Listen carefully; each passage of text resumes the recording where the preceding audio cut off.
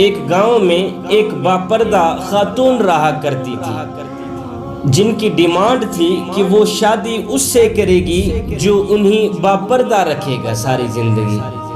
تو ایک نوجوان اس شرط پر نکاح کے لیے رضامند ہو گیا کہ میں اس کو ساری زندگی باپردہ رکھوں گا۔ خیر دونوں کی شادی ہو گئی۔ وقت گزرتا گیا یہاں تک کہ ان کا ایک بیٹا پیدا ہو گیا۔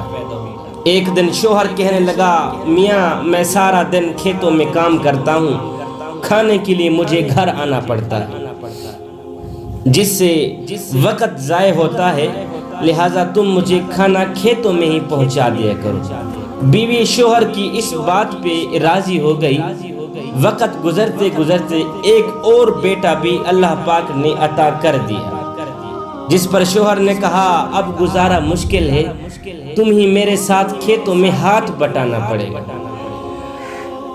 یوں ہی وہ باپردگی سے نیم پردے تک پہنچ جاتی ہے وہ عورت، کہ آدھا پردہ کیا کرتی تھی، آدھا پردہ آہستہ آہستہ ختم ہی ہوگا۔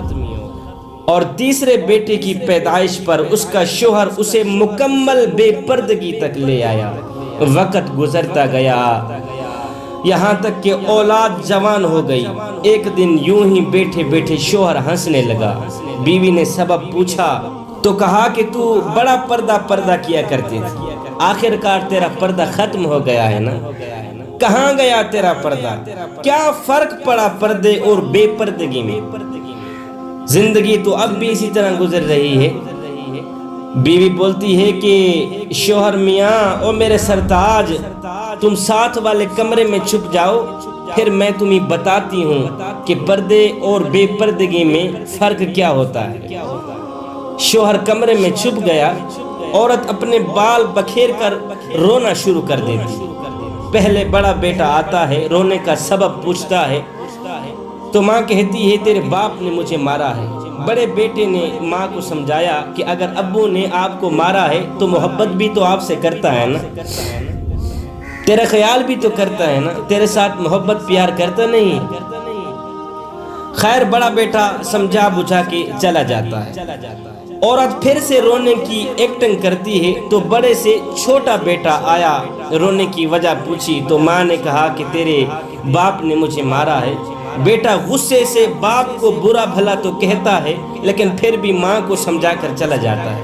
اب عورت یہی ڈرامہ چھوٹے بیٹے کے سامنے کرتی ہے۔ چھوٹا بیٹا تو آگ بگولا ہو جاتا ہے، زور زور سے گالیاں بکتے ہوئے ڈنڈا اٹھا لیتا ہے، کہتا ہے ابھی باپ کی خبر لیتا ہوں، کون ہے میری ماں کو مارنے والا۔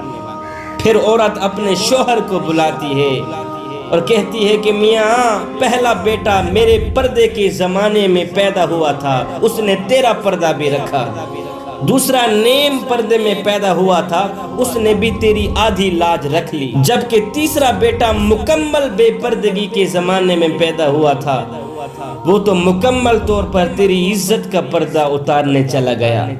اس لیے بزرگ فرماتے ہیں پردہ عورت کا فطری تقاضا ہے، پردہ عورت کا فطری تقاضا ہے۔